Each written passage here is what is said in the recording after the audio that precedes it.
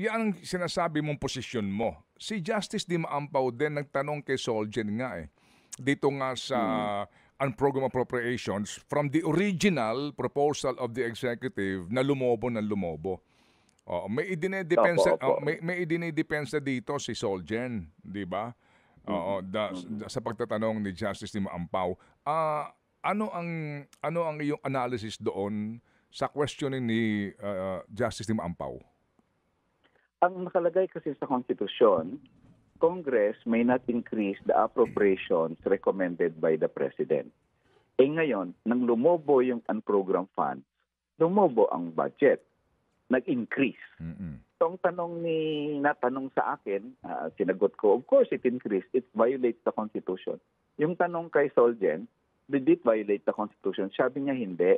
Kasi ang unprogrammed appropriation, hindi yan part ng appropriation na nire-recommend ng President.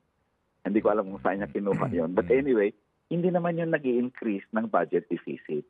Ang reason kasi, Ted, kung bakit nakalagay sa konstitusyon na hindi pwedeng i-increase ng budget, ng Kongreso ang budget ng Presidente, ang rason ng framers, yung gumawa ng konstitusyon, pag gumagawa ang congressman ng i-increase niya, baka lumobo ang budget. Wala naman silang alam ang presidente nakaalam ng resources, ano bang operations ng government, etc. So hanggang dito lang ako, 3 trillion.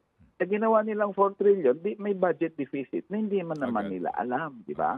So yun ang sagot niya kahapon, na ang counter ko sana, kung nakasagot ako, nag-i-increase siya ng budget deficit. At hindi lang TED, pati utang natin mag-i-increase kasi pag nag-i-increase yung budget deficit mo, utang pa na naman And 15 trillion na yung utang natin. So, grabe ang impact ng budget na to sa mamamayang Pilipino. Hindi pa lang natin napansin sa ngayon. PhilHealth ang napapansin natin ngayon.